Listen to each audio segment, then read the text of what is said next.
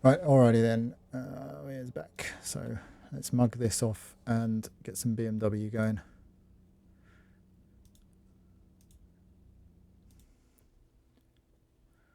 So do any of you guys watch, review your data regularly and do it any different? Because, like, I think we all work it out as we go. And it's a case of playing around and finding out what works best for you. This is the way I go about it, but there's no need to say that that's the optimum way of analysing the data.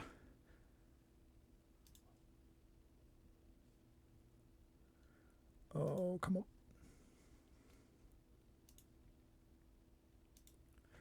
Okay. Yeah, Watkins Glen rescan.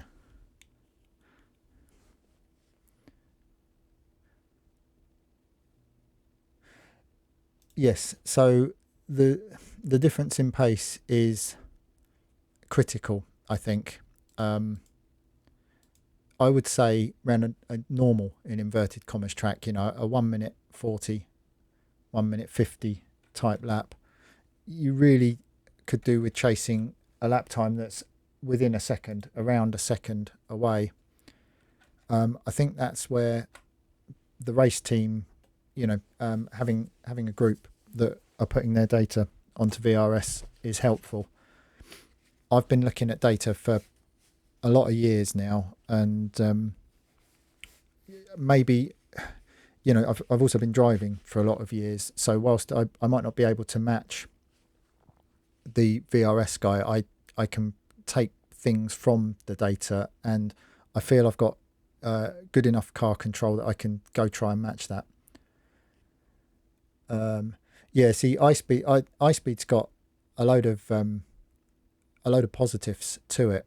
I love the fact you can zoom in and you can highlight sections of racetrack yourself. VRS is fantastic in what it does, but the one thing you can't do is highlight just the corner exit and just the corner entry and dial in and see exactly where you're losing the time. But with the data mart being the way it is, unless you're on track with the same, with the driver you're using for your reference laps at that moment, you're then into a lottery because it doesn't record track temperature, and you might be trying to trace somebody that is simply on a colder, faster racetrack. Okay. LeMans. Matching So car and the track big front data engine found in beastie. Sim Experience See what we can do. Profile modified.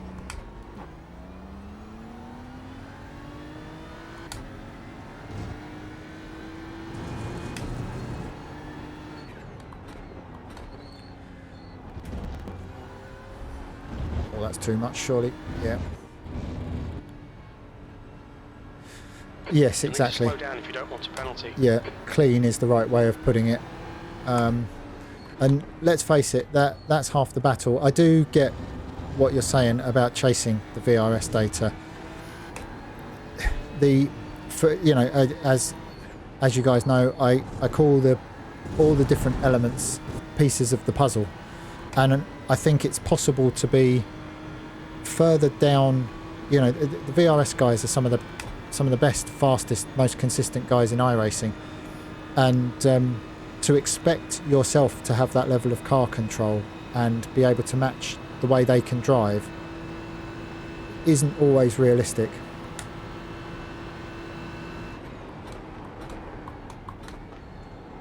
Yeah, a consistency of information is good. I mean, like for example, you all know that I use the VRS. I launched these sessions from VRS, so it's their conditions. I'm using their setups, so the data is directly comparable to what they're doing. So as I say, anybody that wants to DM me their email address, I'll add them to the VRS team, and you might find chasing my data or one of the other guys in the team to be a more attainable target. And that leads on to that whole thing about not parrot fashion driving the car the way somebody else does. which is why I'm looking for the time difference and then what's making the difference. I want to retain my natural style for driving a racing car, but I want to have a reference to know what's possible. And it's the VRS that gives me that. Right, here we are with the old shoe. I looked at the Mercedes lap. It's the Merc is quite a bit slower. The what's the other thing? The McLaren is also quite a bit slower. So anything that begins with M is quite a bit slower. I don't think those two facts are related. I can already feel this is much more stable on the brakes, but is obviously going to push the nose a little on mid-turn and exit.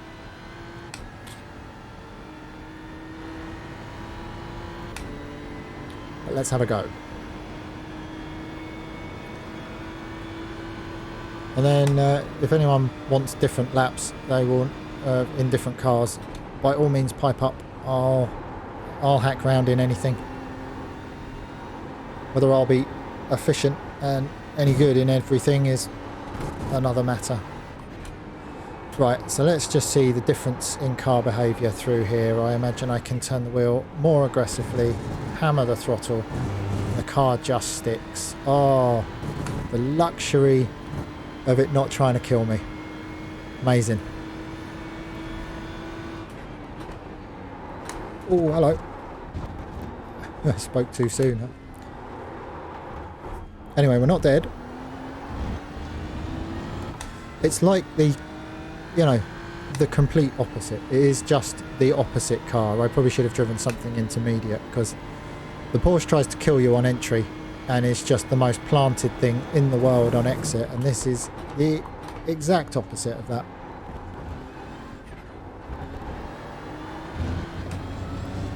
Sail it off into the turns, but you got to be ready to catch it on exit.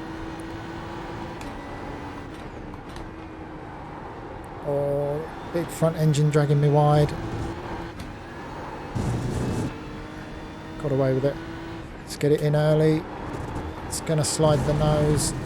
I think that was just about alright. Sweet.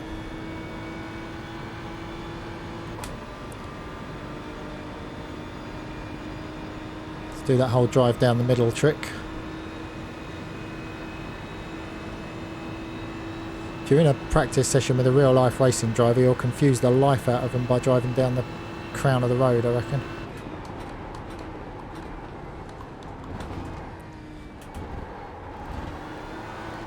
And I'm trying to take what I've learned, even though the Porsche is the opposite to this car. I'm trying to take the braking to the point where I'd got the braking in the Porsche, because they're all BOP'd, they've all got roughly the same ability, just in slightly different areas. So let's try and pick up where we left off and move things further forwards.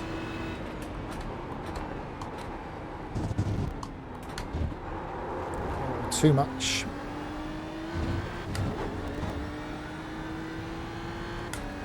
Okay, need to ease it in there a bit smoother.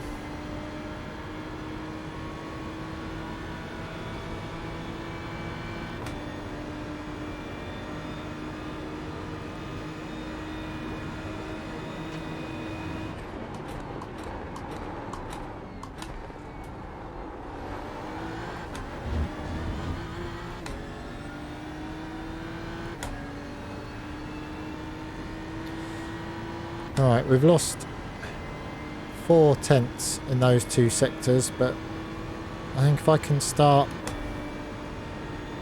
in the 56s and work on it from there. But you know, as you'd expect with this thing, it's pushing the nose on entry because of where the engine is.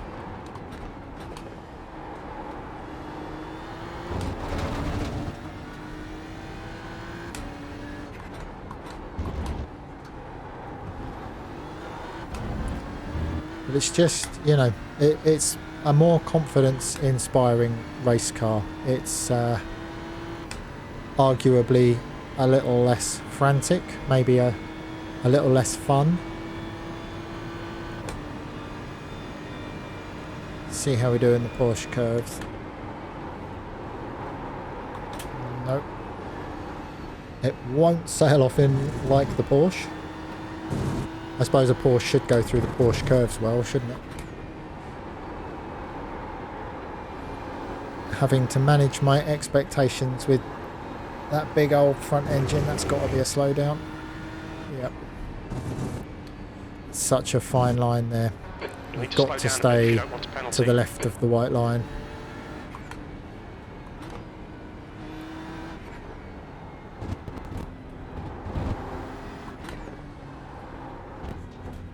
Oh, is that a slowdown as well? No, right, okay.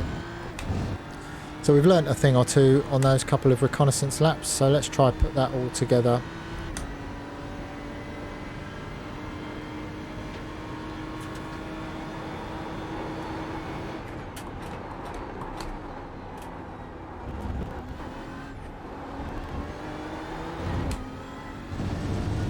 Sacrifice a bit of the mid-corner to get the run off.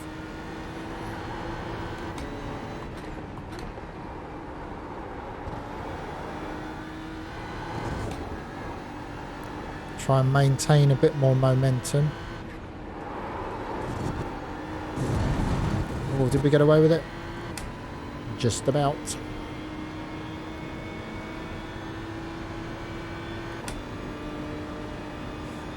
They've definitely changed the gearing on this thing, haven't they? The fact that it's now 6th is more than usable.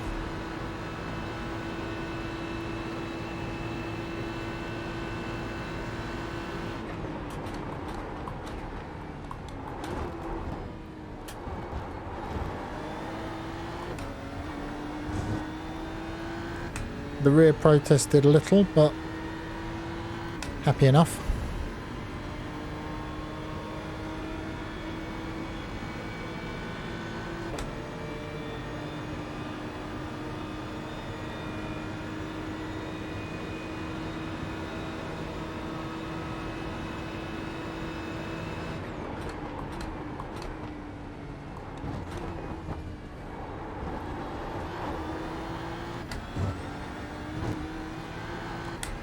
Again, gave up a bit in the mid-corner compared to driving the Porsche, and it's paying me back down the straight.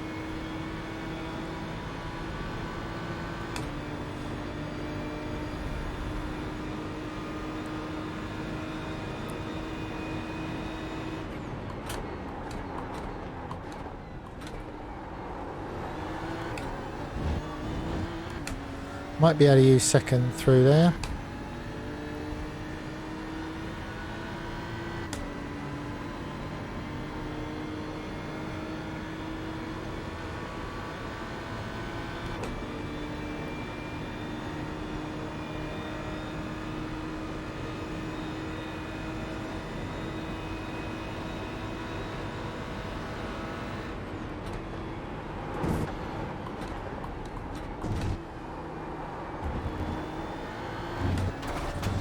Much better.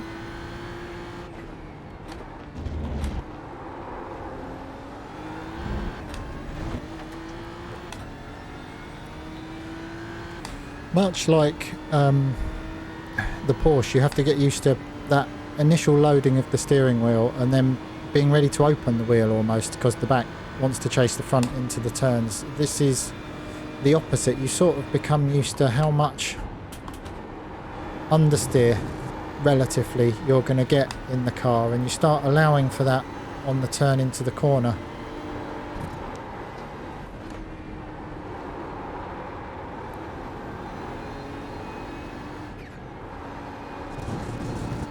Nice. Yeah, happy with that. It's just a slightly different line you're plotting around the racetrack. We're all out of shape. Yeah, I'm not surprised we didn't get away with that. You'll need to give back the time gained. So whereas the Porsche is incredibly stable, that was still a 56.2, so we were heading for a nice 55. The BMW is much more lively on the brakes, to the point where you may even want to consider a brake bias change into the Ford chicane, although I'm sure if I modify what I'm doing just very slightly, that would also do the job.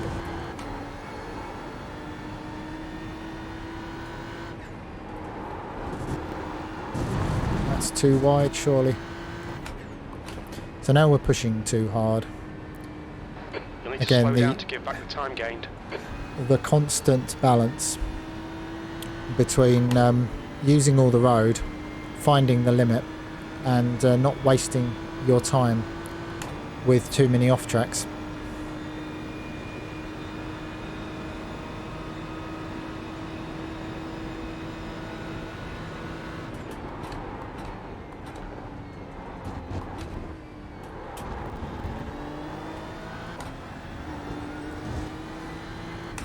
Still, don't waste the lap. Use either use the time to sort of imagine racing scenarios whereby you've got people inside and outside of you and you're having to compromise your line into the corner, or work on moving your braking markers slightly, see what effect that has into and off the corner. It's a bit deeper on the brakes on the way in, take a bit more curb, makes me slide in the mid corner. Can I hold that on exit? Sort of. A bit faster on the way in, but slower on the way out. So, you know, just try and learn a thing all the time.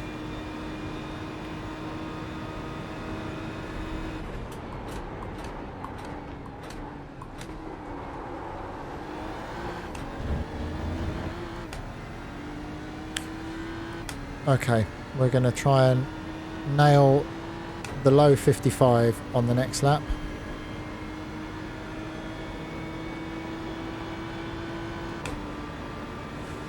I think a quick note on the, as always, the part of practicing is the mental approach to it, and I think it's difficult. It's the same sort of problems but magnified here, because the lap is so much longer.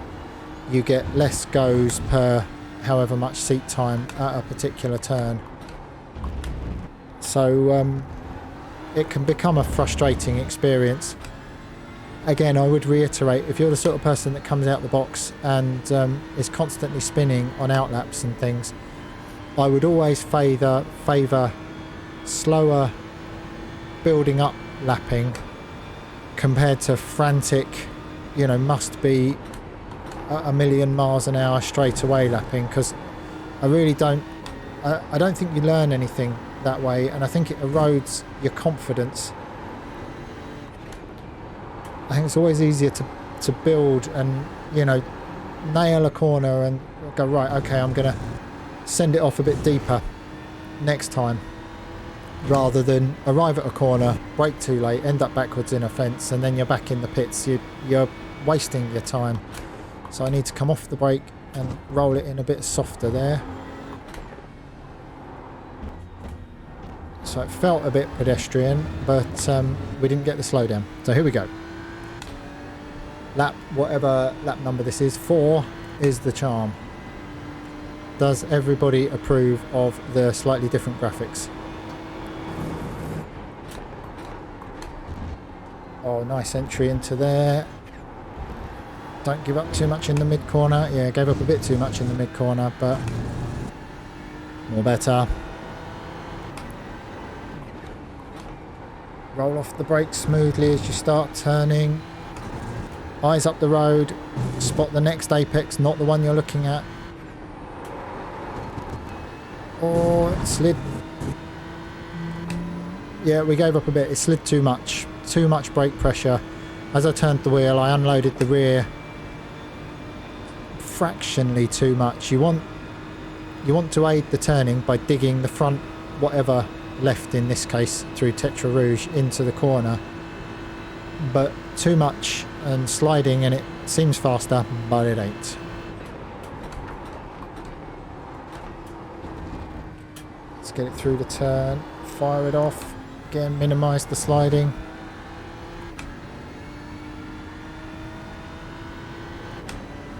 Gave up a bit in the mid corner, but we're getting it back down the straight. If we nail the rest of the lap, we might even be looking at a 54, but let's see what happens. Let's try and set a time first.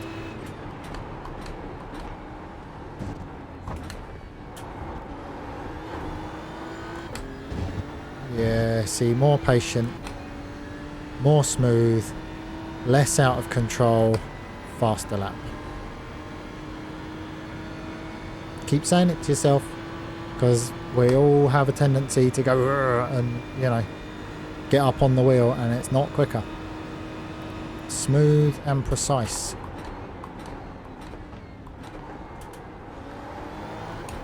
Carry good mid-corner speed. Carry better mid-corner speed than that. I'll have a look on the data. The dude might be using second in there. That I'm down to first, but anyway, we're still on a decent one.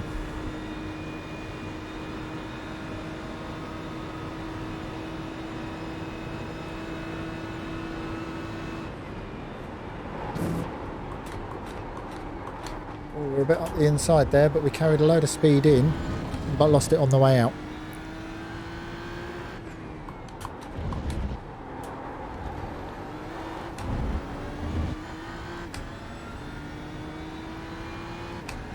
Okay, we're still on for a good one. Just everyone keep your fingers crossed for the Ford chicane and the Porsche curves. So use the bit of green as your reference marker, get it in, open up the left. Just allow the front to grip through there, especially in this big old front engine debris. Quick dab of the brakes, get it in. Oh, it's so nice compared to driving the Porsche off that corner. You can satisfy yourself in the race with watching the Porsches just flit away to the outside there. Oh, we're a bit out of control. That's a slowdown.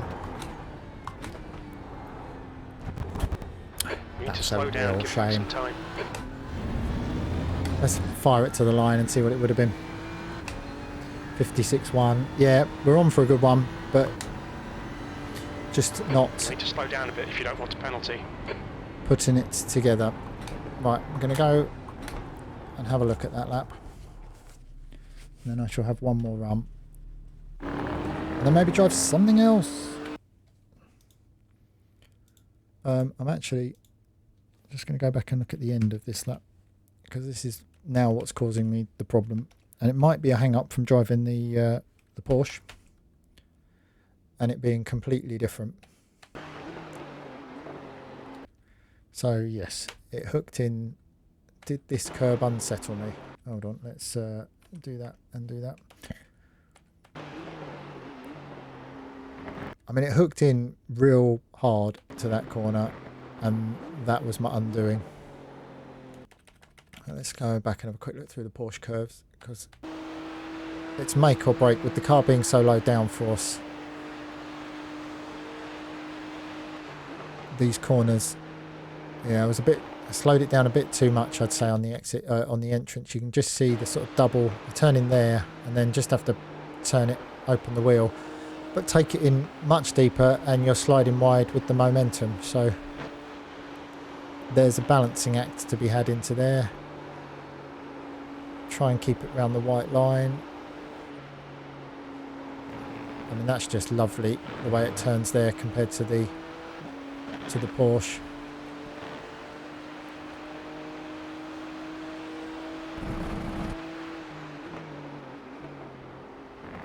Yeah, it's hooking in much nicer, much more positively compared to what I'm expecting. So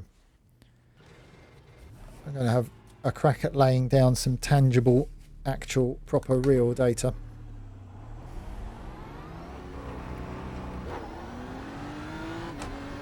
And then I might move on to the screaming meanie that is the Lamborghini. Oh look, that rhymed. I like it when it rhymes.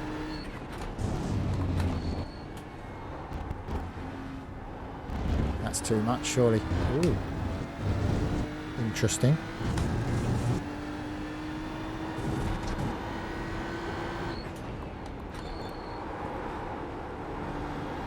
So although you've got cold tyres on outlaps, they can definitely still be useful for just experimenting with how much you can or can't get away with over the curbs, and just subtle changes in how the brake pressure and the steering angle affects the way the car turns in at that particular corner. You know, we want information, don't we? We're building up a database of knowledge for the track and the car.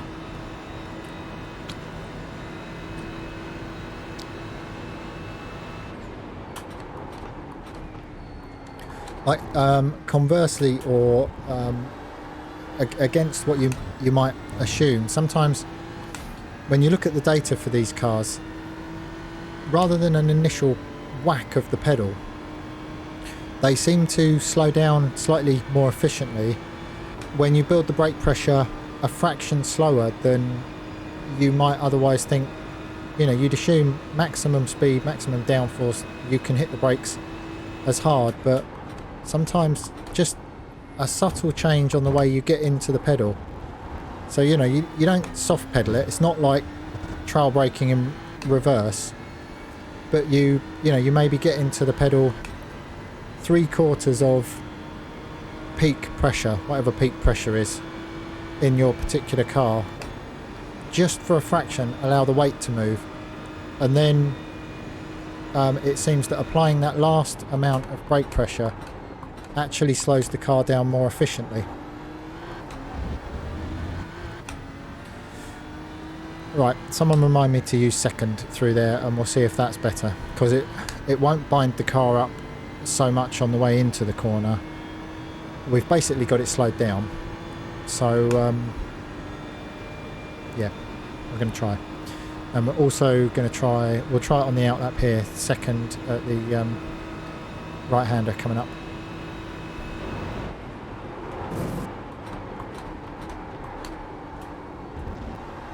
Yeah, still too much.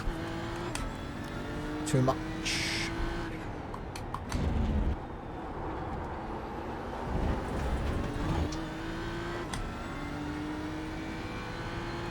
What do you think? I think if I nail it on warm tyres, that'll be better.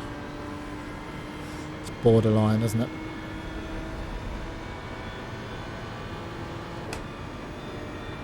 Okay.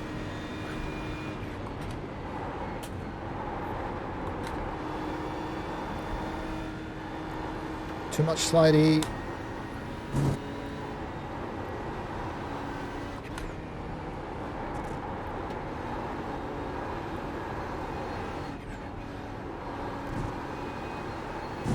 Really is positive on the change of direction. I think that's what's catching me out down here, so let us be better. Turn a bit later, send it off over the curbs.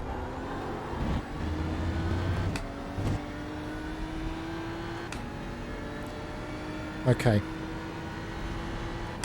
We want that 54. We'd actually like to set an official lap time as well. That would be nice.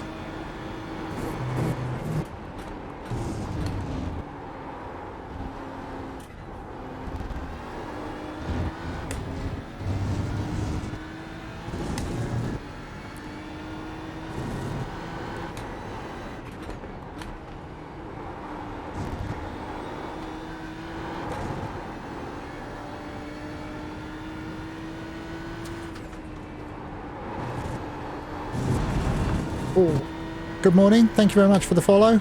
That was less brake through Tetra Rouge.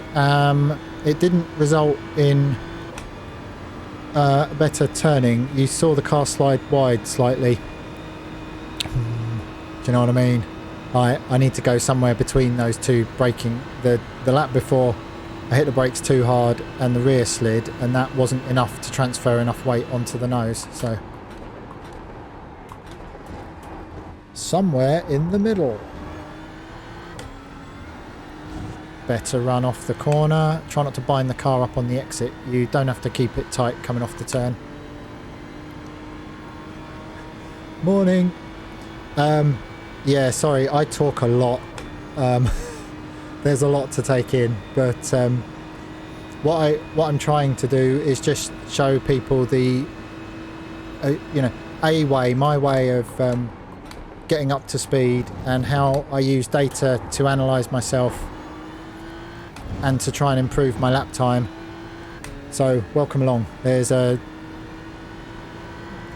boat ton, a shed load, insert whatever adjectives you want in, of stuff that we can go through, but just trying to give people a bit of a track guide and an encouragement to get stuck into data. Look, second power.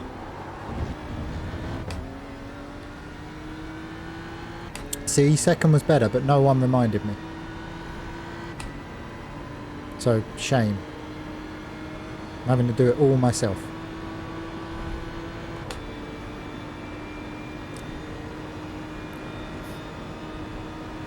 Right, I'm going to go for the old legendary laser focus to try and finish the lap off. So I'm not going to get in here as deep.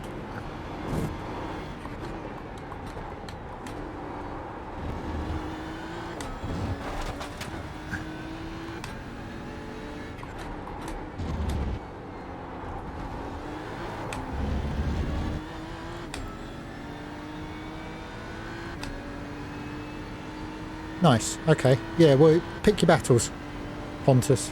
Without a doubt. You can't work on everything all at once, so that's the point of the data, to find what is costing you the most time, what you're consistently doing the most different to the comparison lap. Work on that, and then once you've solved that little puzzle piece, I call them, once you've got that piece of your puzzle, move on to the next. Oh, it really does change direction lovely through there. Come on, John, you can get the Ford chicane right. Positive mental attitude. Brakes. He's off the brakes.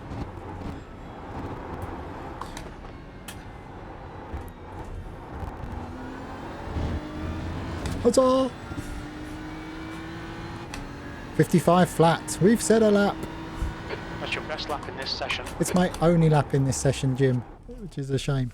Right. Oh, now we're feeling good. Let's have a quick recce at this, and then an examination of it, and then go and drive the screaming V10. Is it a V10? The Audi clone. What am I doing?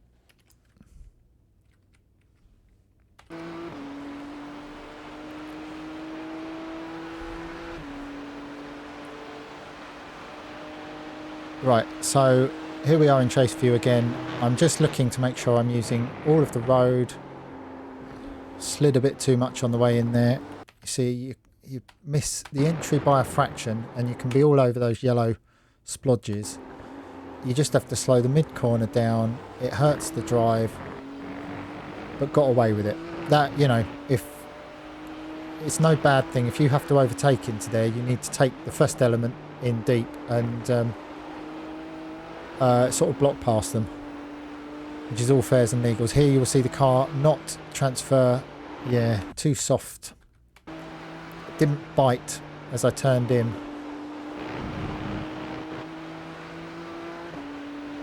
And there's the balancing act. And back to what Duncan was saying. Dunkasaur. Man, his nicknames. What was my point? Just about the balance and the using the controls. It's a fine dance. All right, climb that curb, nice. See it bobbled over here. You can see it move around, but by the time it turned the corner, it's straddling. I've got the two left-hand wheels on the tarmac, and it drove off there real straight and real nice. So that's the sort of thing that I'm making a mental note of, so that when I go into the data, you can get fooled by the data if you've had a bobble, and you know, you might have actually done the corner really well, but just fractionally the way the car bounced off a curb or something. Or you can misinterpret the fact that your exit looks bad, but it was actually because you clouted the curb too hard on the entry. Like here, we found out earlier from driving the Ferrari and things, if I climb this curb too much, it's pushing me too far out.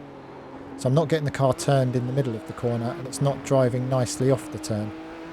You might look at the data coming off the corner and think to yourself, that's where I'm losing my time. But the problem stems from the second you hit the brake, and moving your braking marker back a half a car means you get over that curb slightly smoother, you know. So that's where the being detective part comes in, I think.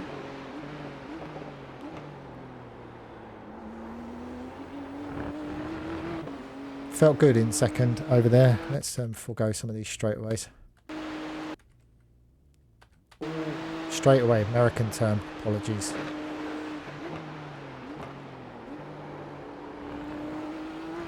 I think in an ideal world, this, you can see this curb is flat to the racetrack, and this piece of tarmac is quite well bowled, positive camber. I think in an ideal world I would not be climbing the curb in there, but you're coming in from so fast. That one's alright because you're going slow, and especially in this car with its amazing sort of mid-corner stability, if you like. Still feel I'm slowing the car down a fraction too much into there, and we might see that in the data.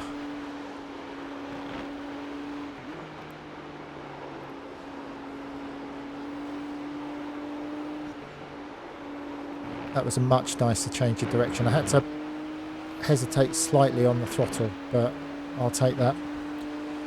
Just put the gloves down, get ready for the analysis, and then I'm expecting to find myself a ways off in here, because this is what's been stopping me from setting a lap. So, you know, that was all right, wasn't it? So let's go check the data. Quick refresh so that it actually loads properly. I know they're working on a new one though, aren't they? There's a whole new data thing in beta at the moment. So I'm told, right, 52.3 for him. It's a long track. We're a ways off the pace, but we're nearly in the 54s. So it's progress. Right. The straight's fine into the first chicane. So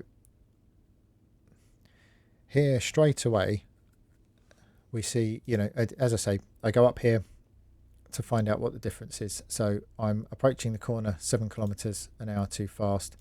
I am losing the bulk of my time here, and you can start seeing where that becomes a problem. So it's difficult to see because you can't zoom in on the map, but I'm wide on the way in here. So I'm wider in this phase of the corner, which has resulted in me turning in here. We know that because that's what we saw from the chase view, which is why I used the chase view. I didn't get it over the inside curbs. I'm having to slow it down in the middle of the corner. So in terms of analysis, we know this was wrong because I didn't do it well. So we can confirm it was 4/10, which is bad. But then we work backwards to find out what the problem was. Well, the problem was not the braking, because the braking is similar. I actually held the brake for longer than him. The problem is quite clearly this bit here. He's blended halfway out of the throttle to make sure the car comes right down this right hand white line. Try saying that 5 times fast, which is opening up the entrance to the corner. So maybe I can come through there, flat chat, and get the car stopped. It's unlikely, isn't it? So what we've learned from that is that was a mistake. So in terms of the time deficit, I'm not worried about it because I know the car slid in the middle of the corner, and I now know what he's doing differently for me to go and try. And of course, this is inevitably a consequence. Because I'm wide in on the way in, I have to completely lift out to get the car to turn in the mid corner, all of that exacerbating the time difference in the middle of the turn. Such a small thing, a little lift on the way into a corner, 0.4 difference. Makes you think, doesn't it? Right, down the hill to the positively cambered as you come onto the Circuit de la Sarthe itself. 8Ks, 8.7Ks. So again, we work back and we examine. So the time loss is fractional. I'm building really similar brake pressure a bit more quickly, and I'm releasing it a bit more quickly. And then I've not been quite so positive on the throttle, but then I haven't slowed the car down quite as much. So again, I'm not looking to reinvent the wheel here. I'm getting through that section really nicely for now, and until or if ever I am chasing these last, single tenths, then I'll worry about that. I actually came out the corner quicker than him, albeit slightly, and Tetra Rouge. So again, it's the 10th. I'm braking a bit more, I'm lifting off a bit more. It's taken me longer to get on the throttle. And whilst all of this looks way worse than some sectors, 5Ks an hour, 7Ks an hour, the result is negligible. And again, down the straight. So we know from watching the replay that the car didn't bite. And if we look at the relationship, I'm not really turning the wheel when I reach peak brake pressure. And where's my mouse? It's not until after I release the brake that I start really cranking the car into the corner. And that's what has taken the weight off the nose and not allowed the car to bite. If you look at this dude here, he's only got a tiny bit of brake on as he's initiating the turn. So you see, he starts to turn. That's where he's reaching, sort of the amount of lock he needs to go around the corner. But because he's still got the weight on the nose and then completes the grip circle by picking the throttle up, the car is biting harder, and you can see the effect off the turn. So again, we know I didn't get it right, so we're not going to beat ourselves up about it. It didn't cost me too much down the straight. If you're drafting, as long as you don't, get a slow down there, you'll easily get that back in the draft. Right, into the first Mulsanne chicane. Here we start to see the problems, or the difference in speed. It's from the moment I lift off early, inevitably I start losing time, Tim, on the way into the corner. 10Ks an hour, 15Ks an hour, right until the turn-in. So we can see from the exit that my time is absolutely fine. So it's all about braking. And this was what has happened in all the other cars I've driven this morning. And I would say, if anything, this is the more sensible and natural progression, because you're not completely fluffing the corner by outbraking yourself. You can work the braking marker closer to the corner once you've found the exit. So for me, I would always work backwards through the corners. You need to brake late and carry corner speed, and all, we all know that stuff. But once you're getting out of the corner on the correct line and you're powering down the straight with the maximum speed you can take off the corner, that's what you should be looking for first. So driving line, corner exit, working the brake marker slightly closer.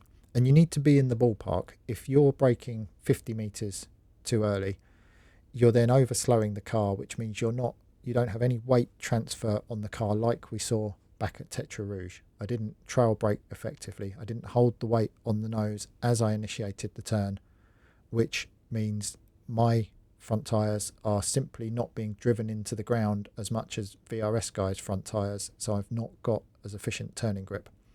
And that's the whole game. So you need to be in the ballpark, but I'd always err on the side of caution on the way into the turns, because I can work on that. I can stay in rhythm.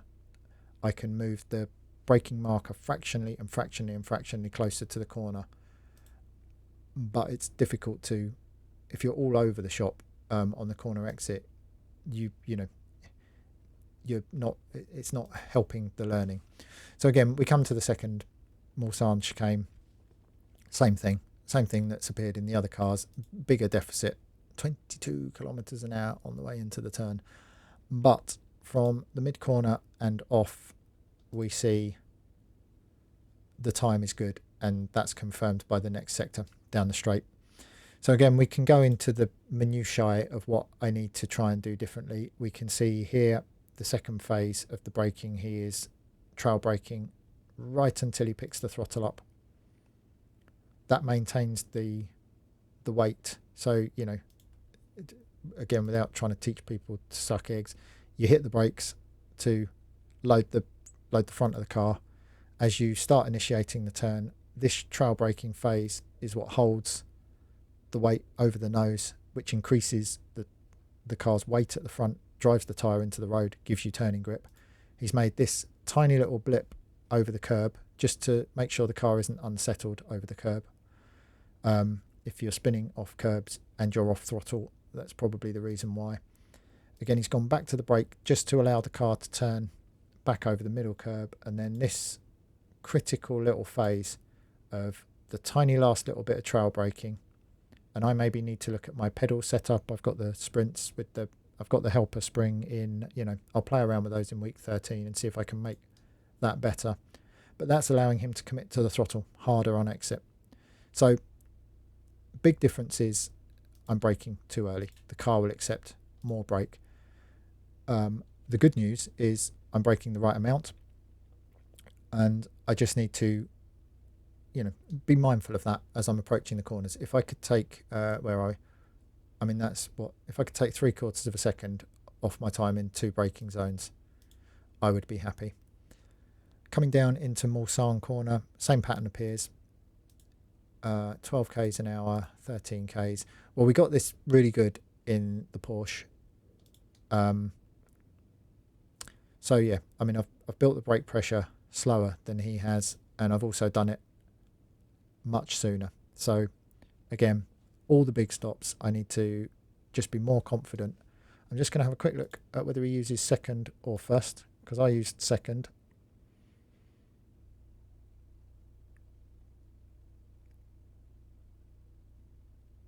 There you go. So VRS guy is in second. You can watch the video and fast track that process, but I feel that by doing it myself, I've learned a thing there which I can maybe take to other racetracks.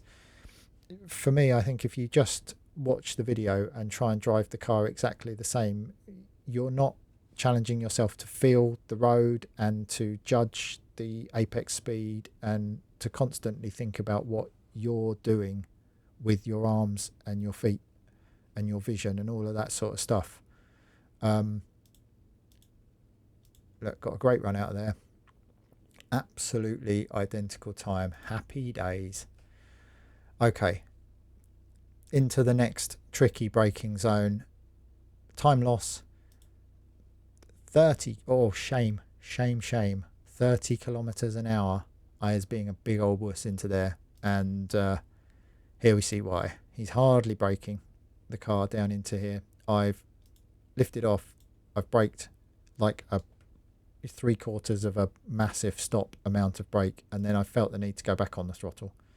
So I need to really sail the car off into there. And then the rest of it's all right. I'm still coming off the brake too abruptly. You see this little tiny amount of pressure that he's trail braking to the apex matters, makes a difference.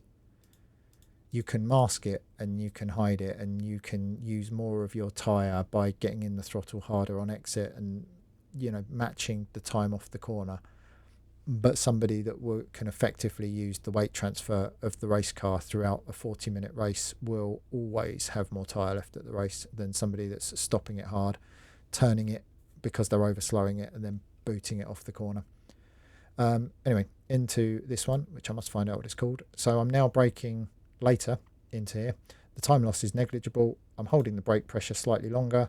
Here, look, I can trail. Look, I can do it. I'm just not doing it. And then picking up the throttle is good. So not worried about that. Inevitably, the straight is fine. Here we get to the Porsche Curves. 20 k's an hour, 15 k's an hour. I need to become more confident with the fact that the car will turn these corners faster.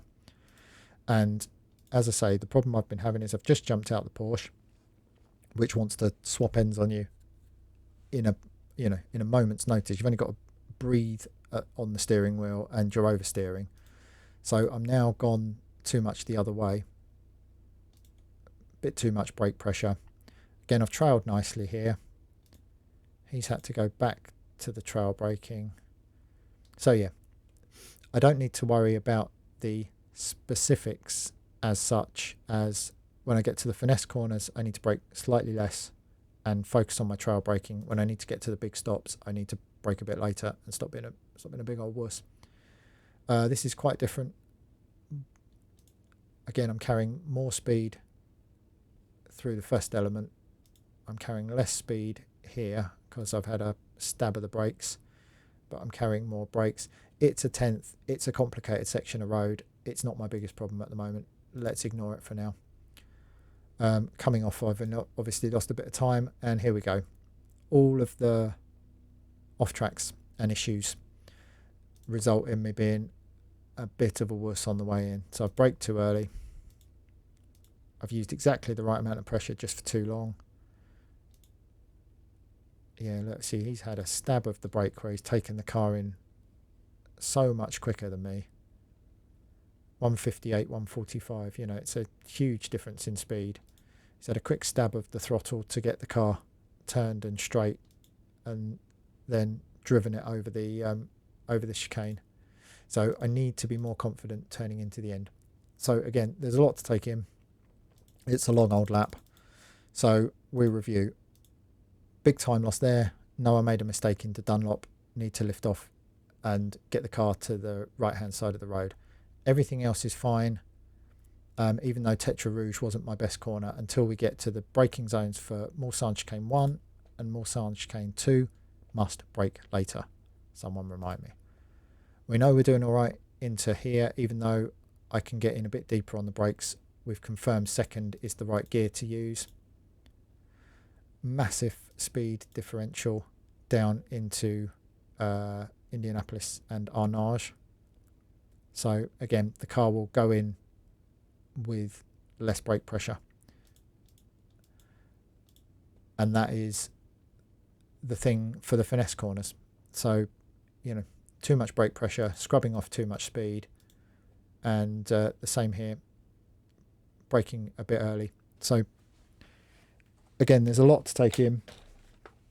And I'm not going to try and reinvent the wheel. I'm simply going to get out there and try and brake later, fractionally later. We're moving, significantly fast at 280 k's an hour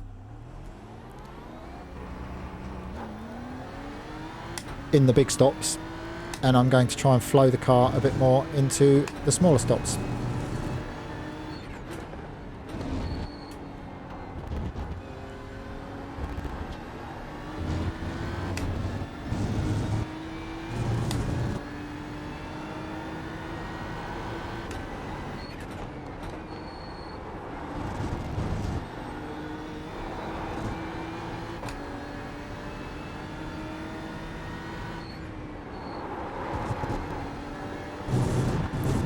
Slid too much. Got to find that fine line.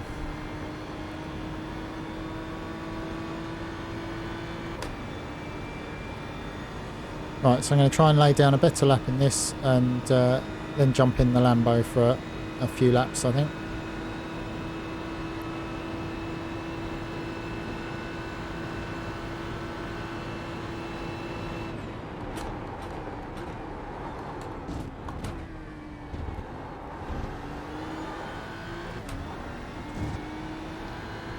It slid a bit on the way in, but I was definitely later on the brake, so I'm just tuning my mind into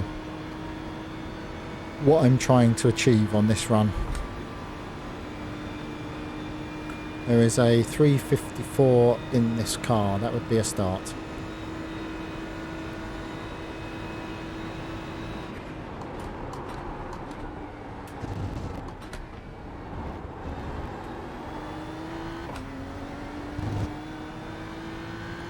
it was better on the way in. I think it slid in the mid-corner because the tyres are cold still, so, you know.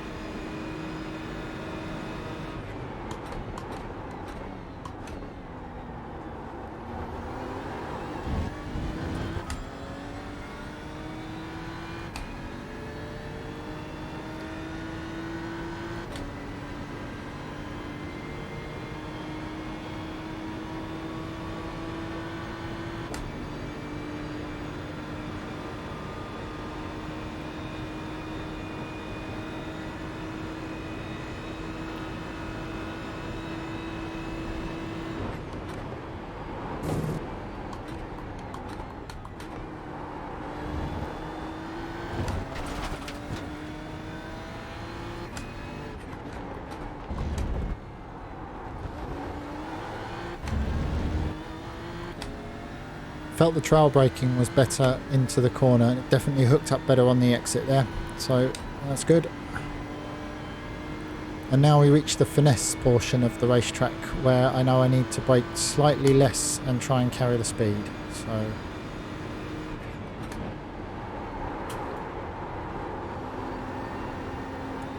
push the nose. Oh, that's the wall.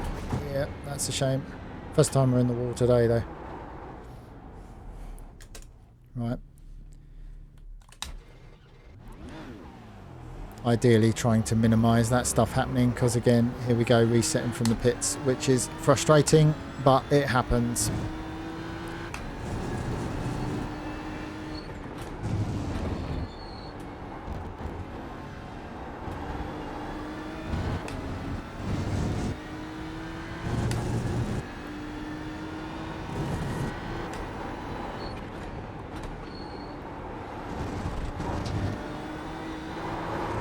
Oh, no, no, no.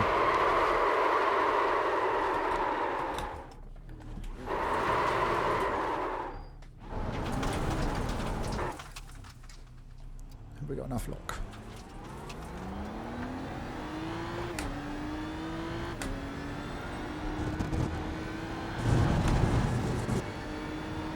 Okay.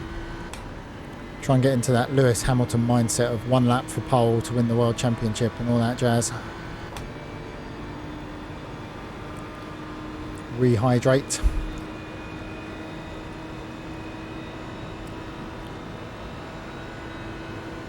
Yes, I do need to warm up the tyres and the brakes again.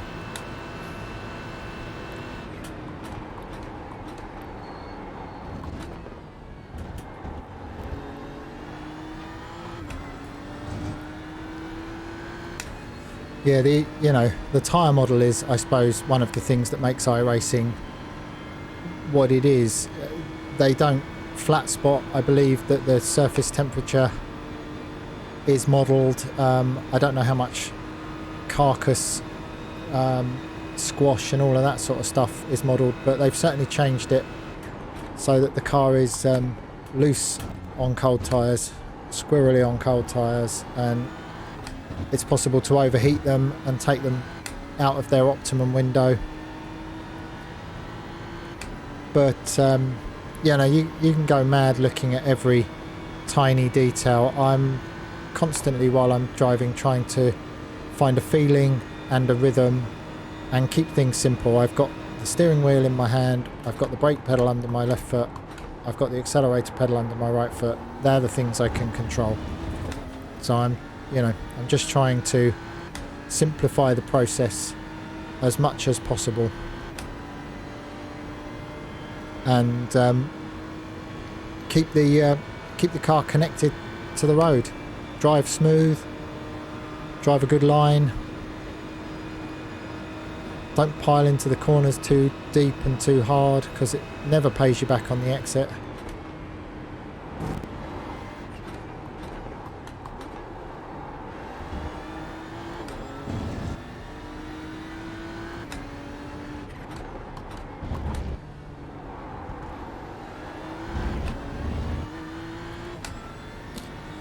Right.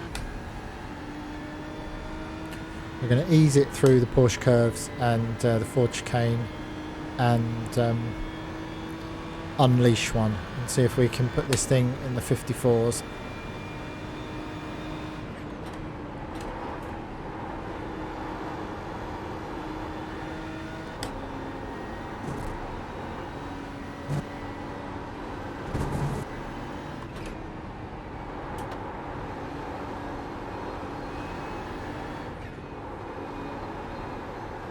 Too wide. Requires a bit of patience, that left-hander. You want to carry the speed through it, but too deep, and let's just roll off the brake, try and carry a fraction more flow through this time.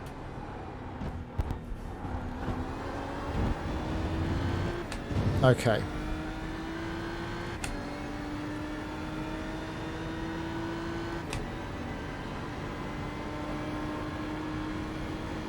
So learn the lessons, lift a bit, get the car straight,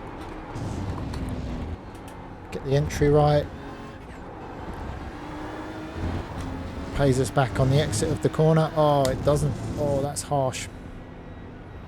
You'll need to slow down if you don't want a penalty. Yeah, I know. Right, I've had enough of this here BMW. It's kicking my ass.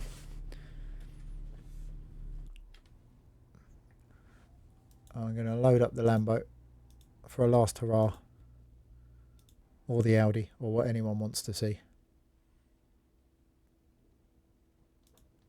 I think the GPS map is in beta. I'm just trying to put stuff on the screen that's more relevant than like the relative and the standings and stuff.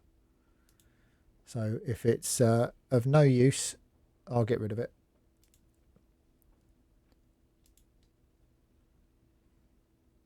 I sort of figured for the people that are, the people that are less used to the corners, you know, the reference map might help. You know, people sort of understand how the track's laid out and where the problem corners are and stuff. Oh, come on, the VRS. There we go.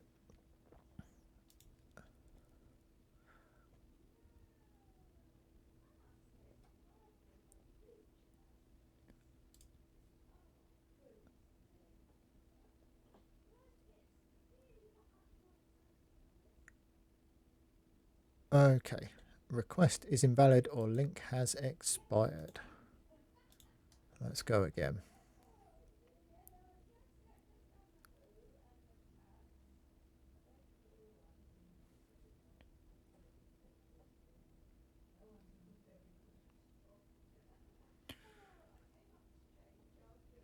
Have we done too many laps and broken it? No, here we go.